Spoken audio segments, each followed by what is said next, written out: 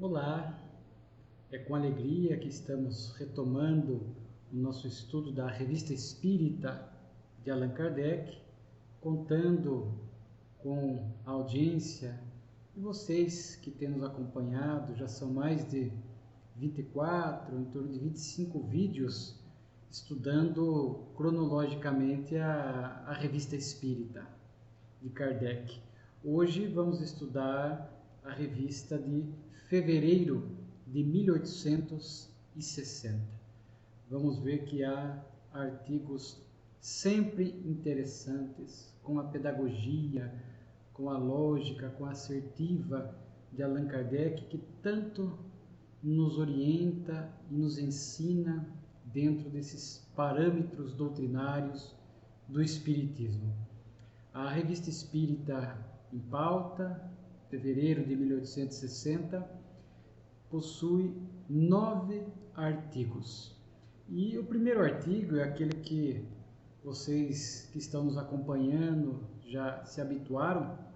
Já dissemos que ele vai durar por volta de 2 a 3 anos, porque toma muito tempo, muito espaço na Revista Espírita, e Kardec vai suprimi-lo. De forma que o primeiro artigo ainda diz respeito ao boletim da Sociedade Parisiense de Estudos Espíritas. E Kardec, portanto, nesse primeiro artigo vai reproduzir algumas atas, descrevendo como foram as reuniões administrativas e doutrinárias da sociedade do mês anterior, portanto, de janeiro de 1860. Aqui, como de hábito, a Kardec registra pedidos de admissões, pedidos de pessoas que desejam ser membros titulares, frequentar a sociedade. Naquele início era necessário, porque havia muita curiosidade, estavam formando o movimento espírita, as casas espíritas não tinham as características dos dias atuais, hoje muito numerosas, hoje atendendo ao público, ao dia de atendimento ao público, sem tanto critério e controle no acesso à casa espírita. Claro que para determinadas tarefas da casa há um controle, reunião mediúnica, algumas tarefas que vão exigir qualificação do trabalhador, mas naquela época a Sociedade Parisiense era o primeiro centro espírita do mundo. Havia grupos familiares, centros se formando em outros locais, mas muitos ainda movidos pela curiosidade, o que poderia atrapalhar a necessidade de união, de coesão para aqueles momentos de comunicações espirituais. De forma que havia, portanto, esses pedidos de admissões. Interessante aqui que o Sr. Jobard de Bruxelas, citamos ele no mês passado, ele faz um pedido a Kardec para que não constasse apenas as iniciais na Revista Espírita dos médiuns, dos frequentadores, das notícias que Kardec trazia do movimento espírita, citando pessoas. E Kardec faz uma observação muito interessante. O Sr. Jobard queria que constasse o nome completo. E Kardec, quem lê a Revista Espírita, vê que, em regra, ele vai citar iniciais. E Kardec disse que, embora já de algum tempo, de alguns anos, as pessoas foram perdendo aquela vergonha, ou o preconceito, ou a perseguição inicial contra o espiritismo, já havia algumas pessoas que não tinham mais esse temor e não fariam nenhuma objeção para que seu nome constasse das atas ou fosse publicado na Revista Espírita. Mas Allan Kardec diz que ainda há aqueles que preferem o anonimato, que não gostam de se exibir, ou alguns que porventura tenham até receio de se expor, porque ainda era um período de intensa perseguição. Então, para a proteção dessas pessoas, vejamos a grandeza de Kardec, para protegê-los, ele ainda prefere e vai utilizar, portanto, apenas as iniciais. Aliás, quando ele lança o Livro dos Espíritos, constando apenas o seu pseudônimo, Allan Kardec, que era seu nome, professor Hippolyte Léon Denisard Rivail, e não conta ali o nome das médiuns, das irmãs, por exemplo, Baudin, era, sem dúvida alguma, para preservar elas e outros médiuns. porque sabia que haveria muitos ataques pessoais. Então veja a grandeza de Kardec, que não queria nenhuma promoção social apenas em relação ao seu nome, tanto que ele adota o pseudônimo. Então, um pedido interessante que Kardec vai tratar aqui no boletim da Sociedade Parisiense. Existem várias anotações administrativas, nós vamos aqui apenas separando algumas que nós achamos mais interessante, ficando sempre o convite para que você possa estudar e ler na íntegra a Revista Espírita. Aqui é um caso interessante de um espírito dançarino, o que não é uma coisa muito comum. Ele diz aqui, Kardec, que esse espírito se apresentava dançando constantemente, isto é, fazendo dançar uma mesa que marcava um determinado ritmo, perfeitamente reconhecível, de uma polca, uma mazurca, uma quadrilha, etc. E é interessante que esse espírito dançarino vai criar afinidade com um determinado médium, e aqui Kardec vai notar que este médium, certa feita, ao sair de casa, foi tomado por esses movimentos involuntários que o espírito dançarino produzia, que o fazia andar em cadência pela rua, ritmado. E por sua vontade e resistindo, podia parar esse movimento, desde que se abandonava a si mesmo. Então veja que interessante, que esse espírito, por algum motivo, por afinidade com aquele médium, o envolvia na rua e fazia ele ter um andar característico, ritmado, que poderia expô-lo naturalmente ao ridículo. Mas este médium, que por certo já era um médium com bastante disciplina, educação e moralidade, pôde resistir a essa vontade do espírito. Então vejamos que é isso que se espera de um médium que estuda, que educa e que se esforça por moralizar, para que não fique recebendo este assédio dos espíritos, mesmo que surja uma faculdade inconsciente, o espírito produz esse transe inconsciente, o médium sempre terá o controle, desde que disciplinado e desde que moralizado, porque senão, como vemos, muitas vezes ele poderá sofrer esta ação e não apresentar nenhum tipo de controle em relação à faculdade mediúnica. Às vezes vemos iniciantes que chegam na casa espírita e apresentam faculdade mediúnica em descontrole. Então o espírito usa e abusa da mediunidade porque falta à pessoa, ao médium, estudo, disciplina e moralidade. Então é importante essa anotação. Aqui é uma comunicação da sociedade de um grupo espírita de Lyon, encaminhada à Sociedade Parisiense, uma mensagem curta, porque é apenas uma citação, mas interessante porque fala deste período de transição planetária, que espíritos missionários melhorados estariam reencarnando na Terra, o que nós já sabemos pela literatura espírita, pela obra Gênese, pela obra de Divaldo Franco, várias obras que compõem a chamada Transição Planetária, do Divaldo, Transição Planetária, Amanhecer de uma Nova Era, Perturbações Espirituais, e agora, mais recentemente, No Rumo do Mundo de Regeneração, que trazem informações de espíritos que vêm de Alcione, melhorados para impulsionar o planeta, para que possam trazer aqui a marca do bem. Aqui fala, que a Terra será dominada pelo amor do bem, e que os espíritos que não se ajustarem irão para mundos inferiores.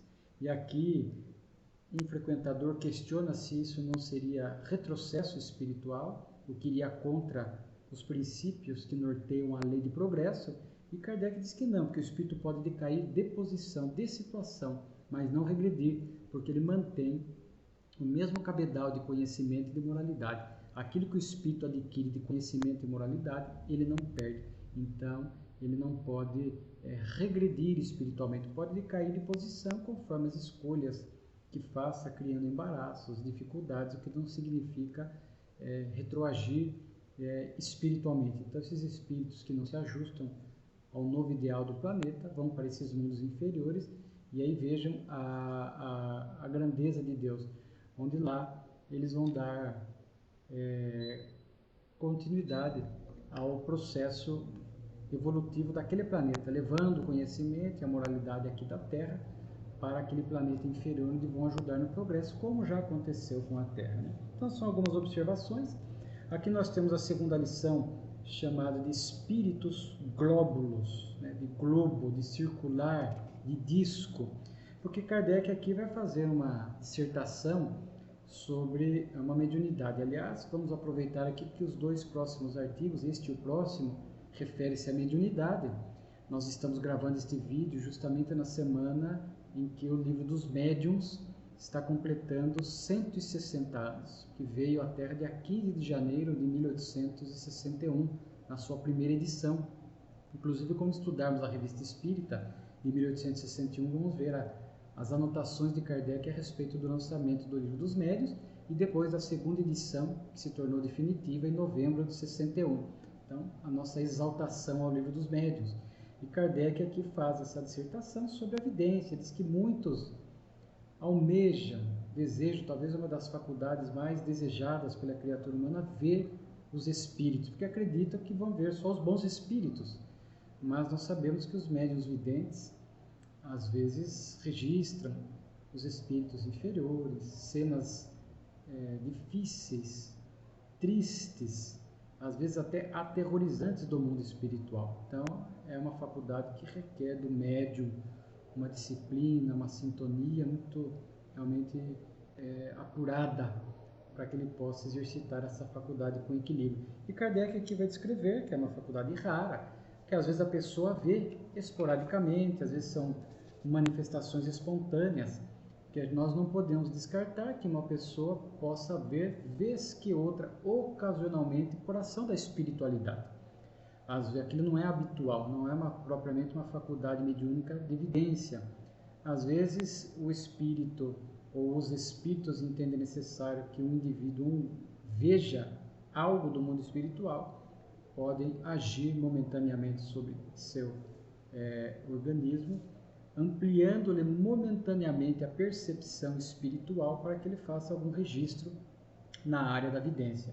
São raros aqueles que vêm a todo momento, né? 24 horas médium vidente. Existem alguns, sabe? Por exemplo, Divaldo Franco, Chico Xavier, são missionários na mediunidade. Lembramos também do nosso querido Raul, que a todo momento está vendo, visualizando o mundo espiritual. E há aqueles que conseguem ver com alguma frequência, mas não a todo momento. Tem a faculdade mediúnica da vidência, mas não vem a todo momento. Na verdade, a gente pode dizer, alguns falam, né, a faculdade anímica, porque é um potencial da própria alma, né, e que o corpo reveste de células. Kardec fala dessas condições particulares do corpo, a glândula pineal, o sistema nervoso central, muito bem estudados pelo espírito André Luiz, e o espírito, às vezes, portanto, enxerga o mundo espiritual por si só, uma faculdade anímica, mas ela pode se tornar uma faculdade mediúnica, porque quando ele vê e guarda apenas para si aquilo, e tem por recursos próprios predisposição orgânica B, ele há uma faculdade anímica, mas às vezes ele vai ver sob a assistência dos espíritos que vão potencializar determinada vidência, aí já é mediúnico, já é a ação dos espíritos. Ele vai ver e descrever, vai ser um intérprete, escrevendo para outros encarnados, no grupo mediúnico, para um grupo de pessoas, aquilo que ele está vendo, portanto, aí ele se torna médium, intérprete, intermediário entre duas dimensões, a física e a espiritual. Kardec vai falar aqui dessas particularidades da vidência. Nem todos os médiuns videntes enxergam com os olhos da alma, é claro, não com os olhos do corpo físico, mas o cérebro faz este registro da percepção da alma, conforme nós já falamos, espírito, perispírito, e eclodindo no corpo físico esse registro. E nem todos enxergam os espíritos ou o mundo espiritual da mesma forma. Alguns é uma aparência vaga, é apenas um contorno do espírito, é algo embaçado, sem nitidez. Alguns enxergam o espírito da cintura para cima, outros enxergam o espírito inteiro, outros conseguem com detalhes ver traços fisionômicos, inclusive, se pudessem, fariam um retrato falado daquele espírito, tamanha o grau de percepção e de detalhes que ele está vendo. existe o espírito que não fica apenas visível, fica também tangível. Então Kardec fala dessas características da vidência, que depois ele também abordaria em O Livro dos Médiuns. Mas aqui o título é bem curioso, Espíritos Glóbulos, porque nem sempre é mediunidade. Algumas pessoas começaram a dizer que estavam vendo os espíritos porque enxergavam um pequeno disco a uma determinada altura dos olhos, no canto dos olhos, e nesse formato de glóbulo, de disco. E à medida que movimentavam os olhos, este disco também se movimentava.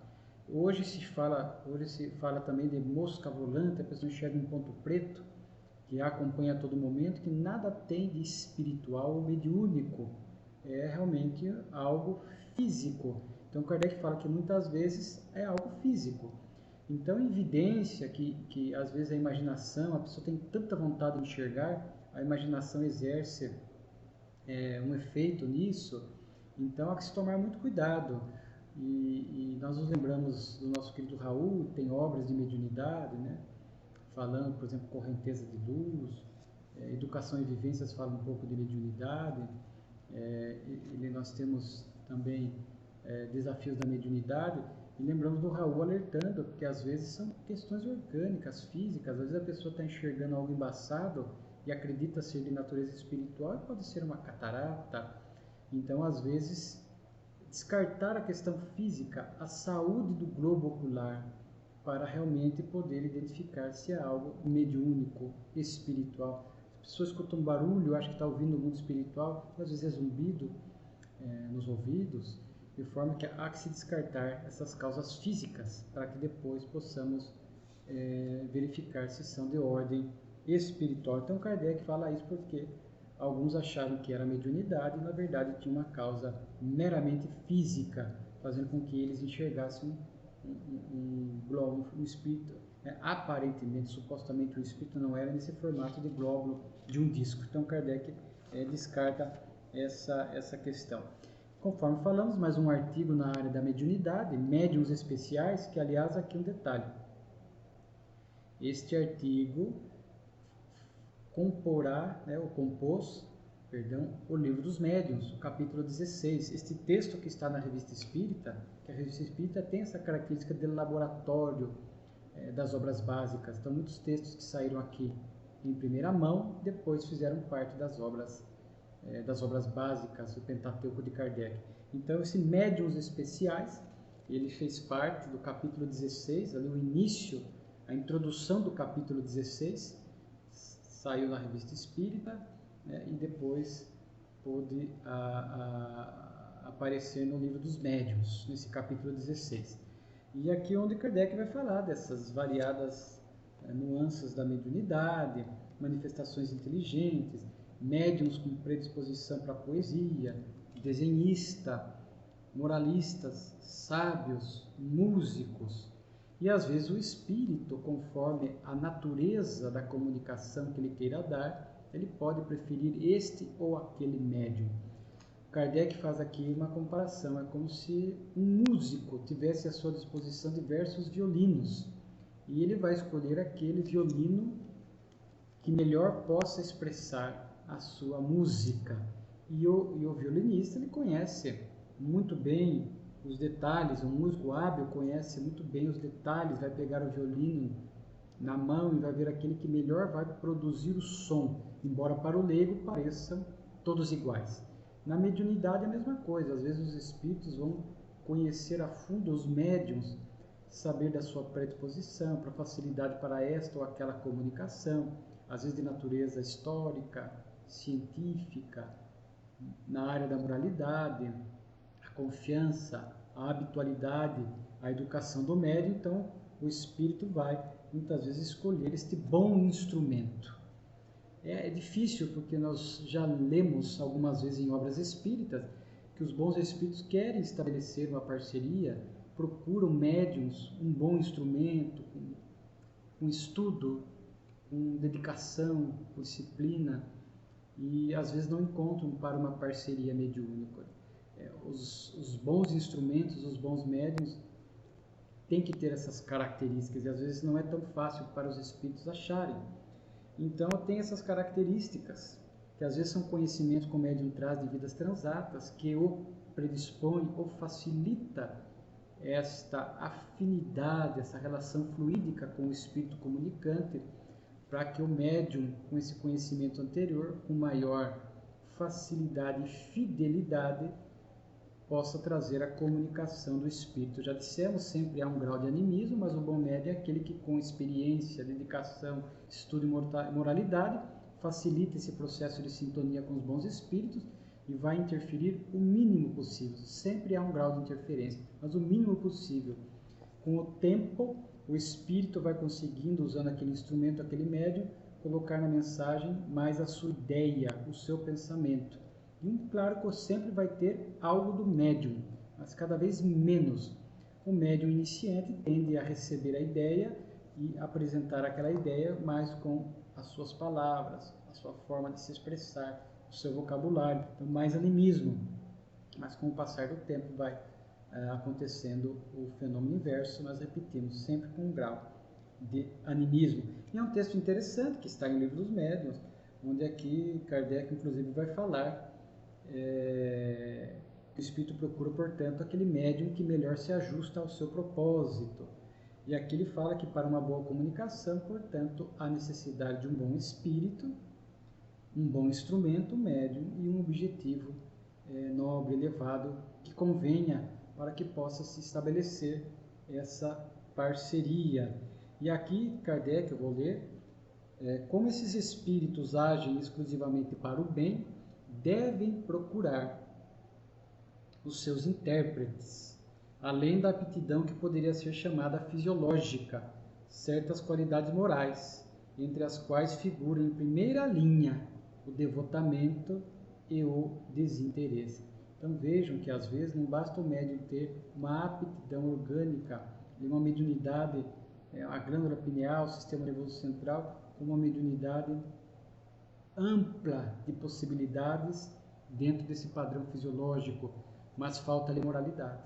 Às vezes é preferível um médium mais moralizado, ainda que a sua faculdade mediúnica, dentro desse ponto de vista orgânico, seja inferior ao outro, mas facilite a sintonia e seja um médium moralizado. Então vejamos que Kardec fala a importância dessa característica moral do médium. Então o bom médium vai procurar ser um bom instrumento. Ele vai procurar principalmente trabalhar esse aspecto moral. Olha. Devotamento. Devotamento é uma palavra muito própria, específica, que pressupõe devotamento, abnegação, ou seja, um esforço além do normal. Devotar-se, estudar, disciplinar-se, qualificar-se, para que possa haver esta boa sintonia com os espíritos. Emmanuel Chico, como muitos ou todos já ouviram falar, disciplina, disciplina, disciplina. Desinteresse, não pode ser movido pelo interesse pessoal, o orgulho, a vaidade, o aplauso, a projeção, que certamente vai colocar em risco a qualidade dessa faculdade mediúnica, abrindo campo para processos obsessivos. Então é um texto muito interessante, que estabelece aqui algumas características para a boa comunicação, para que possamos ser um bom médium. Kardec vai falar isso no Livro dos Médiuns, a influência moral do médium, o papel do médium nas comunicações. É muito importante neste ano que estamos comemorando 160 anos do Livro dos Médiuns, sempre estudando, mas agora por conta desta data é um convite para estudarmos a mediunidade. E é interessante que esse texto, portanto, consta do Livro dos Médiuns, no capítulo 16, mas aqui vamos apenas fazer a citação que após esse texto inicial, que está na revista, que nós comentamos aqui brevemente, logo depois, em O Livro dos Médiuns, Kardec vai inserir um quadro sinóptico, onde ele vai colocar aqui, olha o estudo profundo de Kardec. Por isso que o Livro dos Médiuns é o maior tratado, o maior guia para o estudo da paranormalidade, da mediunidade, da nossa relação com os espíritos. E Kardec vai incluir aqui mais de 60 tipos de mediunidade que, pela sua experiência, pela sua observação, ele foi captando.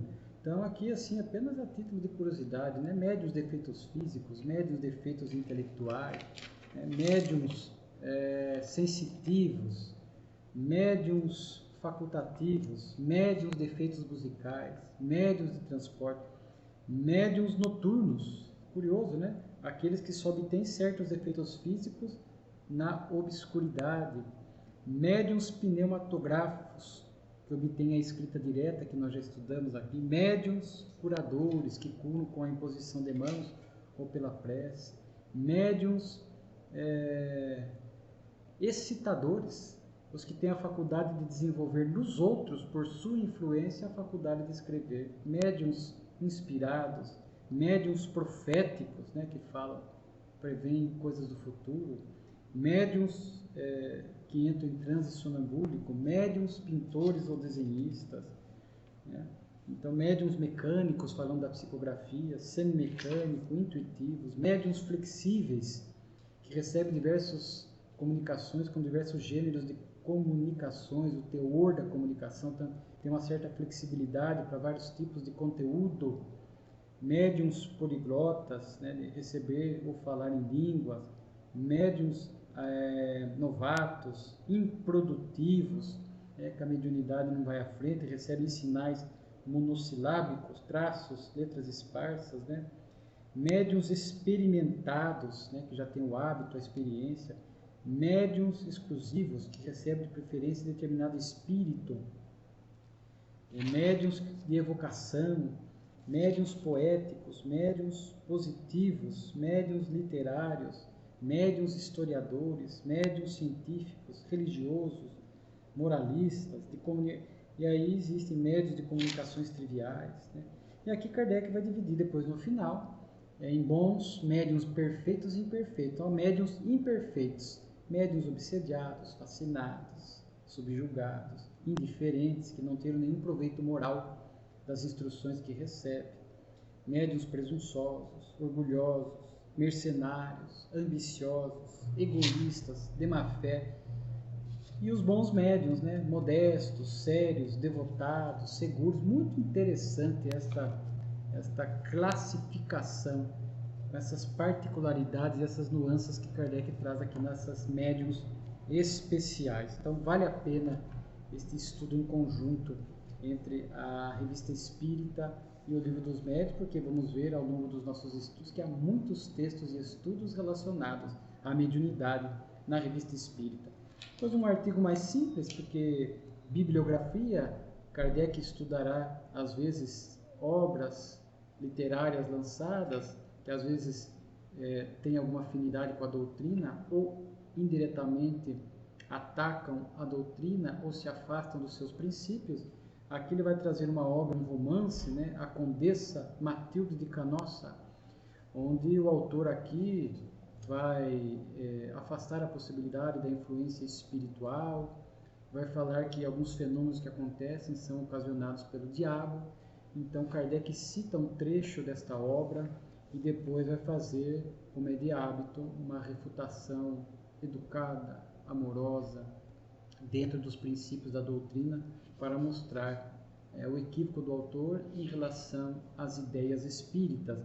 Então Kardec vai falar aqui que os espíritos agem, interferem em nossas vidas, não há como descartar isso, e falar que o autor, ao trazer a ideia de que tudo é influência do diabo, né, ele diz assim, né, o autor que atribui tudo ao diabo, sem dúvida se supôs,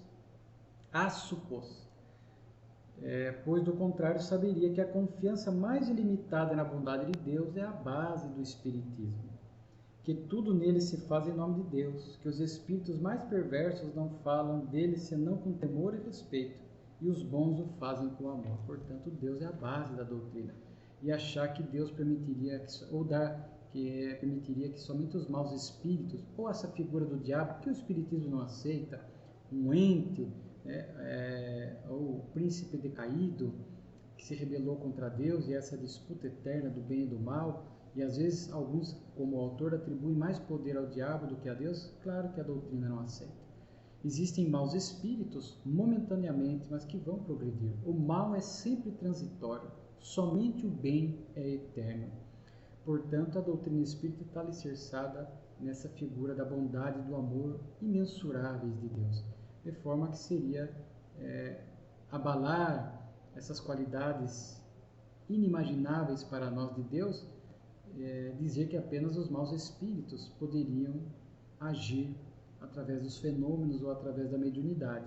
Então sabemos que os bons também interferem, agem, né? João fala no Evangelho, não acreditar em todos os espíritos, mas provar se são de Deus. Portanto, o bem e o mal transita pela via do fenômeno ou da mediunidade.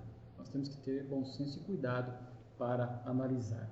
Então, a base do Espiritismo, diz Kardec aqui, é a bondade de Deus, que sempre manda, portanto, este socorro dos bons espíritos a nós. E aqui nós vamos ter uma lição muito interessante, chamada História de um Danado. São 10 evocações, portanto, nós vamos aqui fazer somente uma abordagem mais rápida, mas os aspectos principais. E aqui é interessante porque a história de uma casa aparentemente mal assombrada, é que haviam manifestações ali, tinha uma má fama, foi exorcizada, havia acontecido um crime lá no passado e o senhor D vai morar na casa e depois de algum tempo ele morre na casa.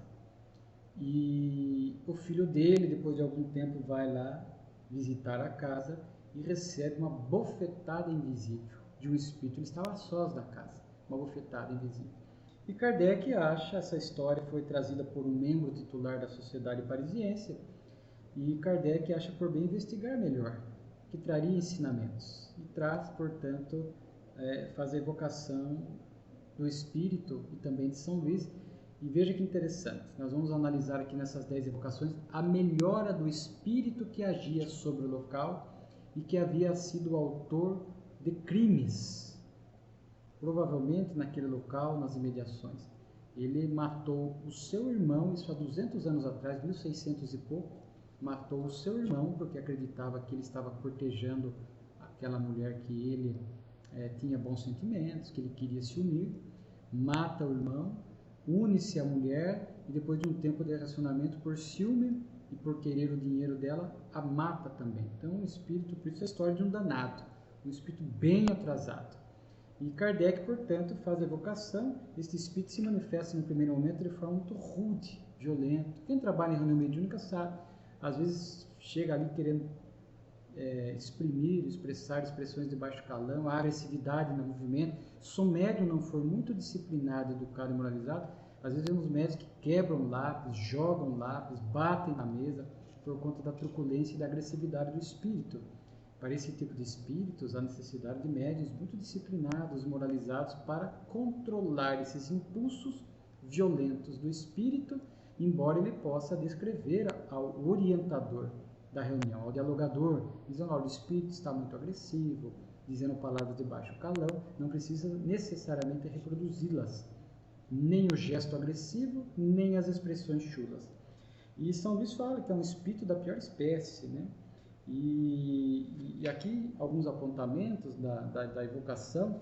São Luís confirma que foi ele que deu a bofetada no filho do Senhor D, e por circunstâncias, né, que o Espiritismo estuda, ele certamente fez com que a sua mão ficasse tangível e rapidamente desse uma bofetada no filho. E Kardec perguntou: ele poderia dar bofetada em nós aqui? Ele falou: poderia, mas não é permitido. Nós já falamos isso, né? É uma ordem divina, os espíritos não podem fazer tudo o que querem, né? E aí São Luís sugere e o grupo passa a orar a esse espírito. Ele é suscetível de melhora, e São Luís diz: sim, por mais perverso que seja, o bem vai tocá-lo. Lei do progresso, por mais criminoso, atrasado que seja o espírito ou o indivíduo encarnado, cedo ou tarde ele vai melhorar. Portanto, todo empenho na direção do bem é válido para recuperar qualquer espírito, qualquer pessoa. Inclusive São Luís, só fazer uma pausa para a água, o Espírito São Luís sugere que ele seja evocado depois de um tempo, após as orações do grupo, das pessoas, né? Inclusive, São Luís chega a dizer que ele veio de um mundo inferior à Terra, reencarnou entre tribos ferozes e selvagens e depois veio para esta reencarnação. Então ainda é um espírito muito bruto, realmente com pouca vivência, muito atrasado, que não havia desenvolvido ainda aspectos intelecto morais. Ele ficou preso na casa e quando saía da casa ficava solitário, na escuridão, preso às regiões umbralinas, né? E Kardec pergunta se ele pode se tornar um homem de bem na próxima reencarnação, um homem bom. E diz difícil, porque a gente sabe que o progresso não se dá por saltos, né? Gradativamente vai se melhorando, mas um espírito tão atrasado como esse, numa única encarnação, tornar-se um homem de bem, não acontece, mas ele vai melhorando progressivamente, né? A evocação do espírito familiar, né? Depois do espírito, depois esse espírito se manifesta, fala da eternidade do sofrimento, porque há 200 anos ele estava aprisionado naquela casa. Ele saía da casa um pouco, ele diz assim, eu voava, aqui na expressão espírita, eu volitava acima da casa, mas sempre preso à escuridão e à solidão. Portanto, o raio de movimento dele era muito limitado à casa, às regiões umbralinas, né? Então ele falava da eternidade de sofrimento, mas não existe penas eternas. É que o sofrimento é tanto, imagine 200 anos sofrendo, então a sensação, a percepção do espírito é que vai sofrer para sempre. Daí muitos espíritos em reunião mediúnica dizerem que vão sofrer ou estão sofrendo por toda a eternidade, porque é um sofrimento de longo prazo, e ele vai recebendo, portanto, as orações, vai melhorando, vai descrevendo um pouco a questão dos crimes que ele cometeu contra o irmão, contra a mulher, contra o senhor D, que foi ali na casa. E interessante a morte desse senhor D, porque esse espírito danado apareceu a ele com um formato grotesco, punhal na mão, camisa rasgada, era a forma como ele se expressava, e uma expressão realmente de terror. E o senhor D se assustou e pelo impacto do medo, 2 horas após, morre. O senhor D é evocado, diz que realmente ele errou em desafiar o espírito, e fala do exorcismo da casa. Percebe-se que o exorcismo não teve efeito nenhum sobre o espírito danado, porque para ações de ordem espiritual, medidas espirituais, então não adianta sal grosso, folha de arruda, com todo respeito às religiões que adotam esta técnica do exorcismo, mas aqui os espíritos nos ensinam, não adianta nada. Os espíritos riem das técnicas exorcistas. Às vezes podem até deixar o local, mas não pelo meio empregado, mas pela moralidade daquele que o emprega, que vamos encontrar em outras religiões, certamente, pessoas de bem, de bom coração, moralizadas, que vão, o meio é inadequado, mas a sua prece, a sua vibração, a sua moralidade faz com que aquele espírito seja socorrido, acolhido e deixe o local. Então, não pelo meio, mas pela moralidade daquele que o emprega, porque os meios, desta forma, não têm nenhum impacto sobre o espírito, né? Então, ele fala que ficou preso na casa, revendo o homicídio, isso para ele era uma pena eterna. E à medida que, aqui são várias evocações, passavam-se dias, da primeira para a 10ª foram praticamente um mês, e esse espírito nós vamos notar aqui gradativamente melhorando, foi se demonstrando arrependido daquilo que fez, agora já não enxerga mais o sofrimento como eterno, já antevê uma esperança lá à frente, né? Mas ele fala da reparação, que não adianta só se arrepender, nós sabemos e aprendemos com o Espiritismo que há que, após o erro, arrependimento, expiação e a reparação. Então, esse espírito estava iniciando uma nova trajetória espiritual, mas que seria para ele de expiação e de reparação pelos males praticados. Agora ele já se apresentava sem um punhal, com a camisa íntegra. É evocado o irmão dele que foi assassinado, dizendo que depois da morte dele o perdoou. É evocada a mulher que foi morta por ele também, dizendo que foi por ciúme, desejo de herança. O senhor D, conforme nós dissemos, e aqui Kardec anota que ele ameaçou, desafiou o espírito que apareceu a ele, causando a morte pelo pavor, pelo medo. Kardec diz: as ameaças mais excitam os espíritos do que o intimidam. A benevolência e a comiseração têm mais poder que o emprego de meios coercitivos, que os irritam. Então vejo aqui a orientação de Kardec. E por fim a 10ª sessão, onde esse espírito vai se manifestar dizendo que, agradecendo a benevolência, o acolhimento, e que ele agora vê um futuro com mais esperança. E aqui Kardec anota algo que eu acho muito interessante. A resposta é que as vias de Deus são inumerosas para a salvação das criaturas, dos espíritos. A evocação pode ser um meio de assistir, mas não é o único. E Deus não deixa ninguém esquecido.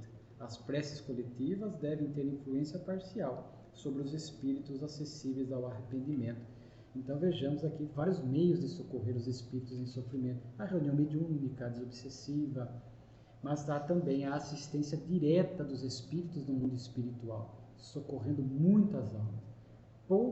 Não havia condições de trazer tudo para uma reunião mediúnica. E antes do espiritismo, que não havia reunião mediúnica, sempre houve essa assistência de Deus, que é realmente imensurável. É o socorro divino. Então, nós às vezes sequer imaginamos, mas sabemos que ela é intensa, estes socorros espirituais no mundo espiritual, que nós nem sequer ficamos sabendo, mas que não se dão em reunião mediúnica, mas que estão acontecendo a todo momento, né? Uma comunicação espontânea de Stella Riquier, que aqui é interessante porque ela fala do ódio, a mágoa, o desespero me devora, esposa e mãe desnaturada e culpada. Então é um espírito que espontaneamente narra o seu drama no mundo espiritual porque descumpriu com os seus deveres sagrados do lar. Como esposa, aqui pelo teor, sugere uma traição conjugal e abandono do marido, dos filhos. E ela fala que, inclusive, depois chegando no mundo espiritual, sugere, né, que ela depois ainda inspirou, influenciou como espírito muitas almas a seguir pelo mesmo caminho de erro. Então agora ela narrava o drama dela. Então aqui é um alerta, a importância dos valores de família, a fidelidade, a amizade, a ternura, a dedicação, né? Cumprir com os deveres de pai, de mãe, a convivência com os filhos, a educação, a convivência conjugal, não trair. A traição gera um débito moral difícil para o espírito. Quando nós vemos hoje estatisticamente em que estima-se em torno de quase entre 40% e 50% da relação conjugal a traição. Então são espíritos que às vezes traem a revelia, causam danos, descobre-se depois, lesões afetivas, que às vezes alguns espíritos chegam a dizer alguns minutos ou segundos de prazer vão gerar séculos de sofrimento. Então o convite do Evangelho, do Cristo, que realça os bons valores da doutrina, a lei de causa e efeito, nada fica impune, nós vamos colher o que semeamos, o drama e as dores que causamos na vida do outro, a nossa omissão na educação, o abandono, repito, a traição por uma vida de prazer. E hoje em dia há uma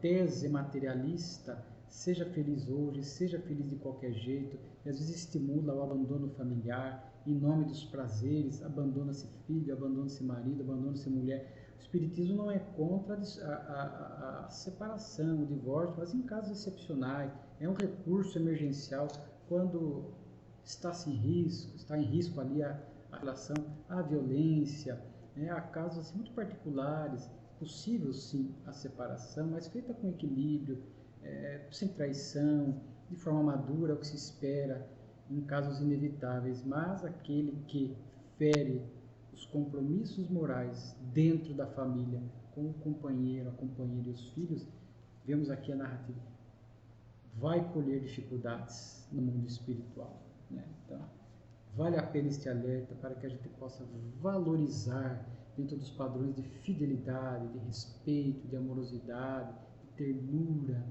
de tolerância, para que as relações familiares possam estar estruturadas nessas emoções, nesses sentimentos superiores, marcada por essas virtudes que enriquecem a relação, enriquecem a família. Aliás, a última comunicação aqui, lembramos que no mês de janeiro teve lá comunicações espirituais para uma família chamada Conselhos de Família. Aqui tem mais uma comunicação dando seguimento àquela mensagem e falando conselhos de família, a importância. A família é essa microcélula dentro da célula maior da sociedade.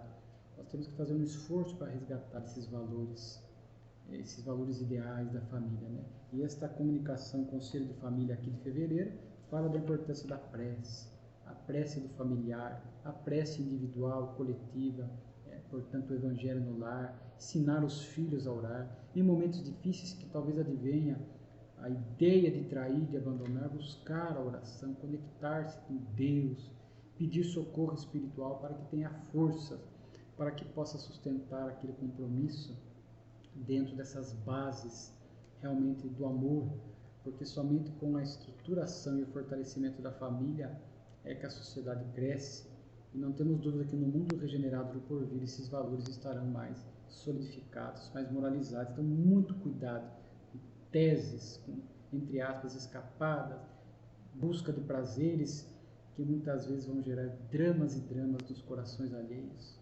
E depois vemos aqui o drama dessa mulher. É um alerta para nós. Quando ela narra o seu drama, o seu desespero, a sua aflição no além, é para que nós, agora que estamos na terra, possamos ficar atentos e não optar por este caminho doloroso que nos trará, repito, provações, expiações dolorosas. E aí mais duas comunicações que encerram a revista. Vejamos a grandeza, né? Livro dos Médiuns, mediunidade, intérprete do mundo espiritual como do físico. Essas comunicações chegam para nós através da via da mediunidade e são verdadeira bênção em nossas vidas. Uma chamada ao tempo presente, que vai nos falar do Cristo, né, do cristianismo, fala da amplitude dos trabalhos do Cristo, de fato, o governador espiritual, o criador do planeta. Nós não temos sequer condições de imaginar a amplitude da tarefa do Cristo. O que estaria fazendo Jesus agora? Inativo? Não. Sentado à direita do Pai, descansando, contemplando? Não.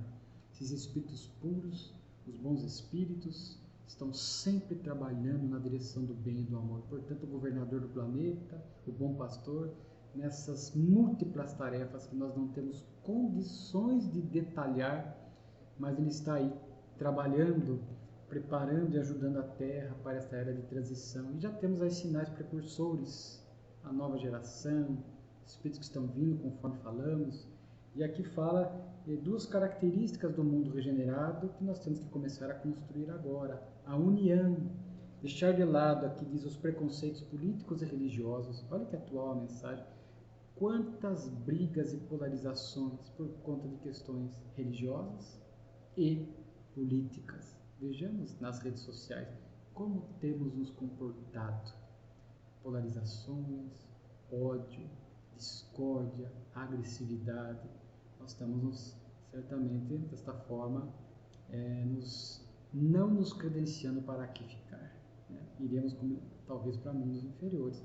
Então, se queremos nos ajustar ao planeta, recordo-me da querida amiga Sandra Borba, conferencista, palestrante lá do norte, né, de Natal, perdão, do Nordeste, né? E ela falava desse green card para ficar na Terra. Né? Então, fazer este esforço pela união, pelo respeito, pela tolerância. E aqui fala da fraternidade, que é a grande marca do mundo de regeneração. E a mensagem ainda fala do nosso melhoramento pessoal. Não é cruzar os braços, é ajudar nessa construção do mundo regenerado pelo nosso esforço, pelo nosso empenho. E a última mensagem, os sinos. Bonito, porque a palavra sino aqui, ela usa de forma, o espírito, né, usa de forma simbólica, dizendo que os sinos, né, que batem nos templos religiosos simbolizam a mensagem do Cristo. Há 18 anos naquela época, hoje há mais de 2000 anos conosco, né, há mais de 20 séculos conosco, que simboliza a mensagem do Cristo no ar, que é realmente uma balada de esperança, um convite à nossa renovação, um alento para as nossas almas, um convite para a reforma íntima. Aí está a balada do sino da mensagem do Cristo, aguardando tocar as nossas almas, aguardando ser estudado, vivido, exemplificado. E certamente muitos já estão fazendo esta viagem para dentro para o encontro com o Cristo e o Cristo interno. E a humanidade há de reconhecer nessa transição, neste mundo regenerado, que realmente o Cristo é para nós o modelo e guia, e as suas lições são lições de caminho, verdade e vida, para que possamos chegar ao Pai. Então ela fala que mataram o Cristo, mas não a ideia, né, e que Deus faz penetrar no coração, no vosso coração, um raio de esperança. Uma mão amiga vos tira a venda do materialismo que vos tapa os olhos. É um fogo sagrado que emana de Deus. Essa chama deve iluminar o mundo e o purificar. Deve fazer a luz penetrar no coração do homem e dali espancar as trevas que lhe obscurecem os olhos.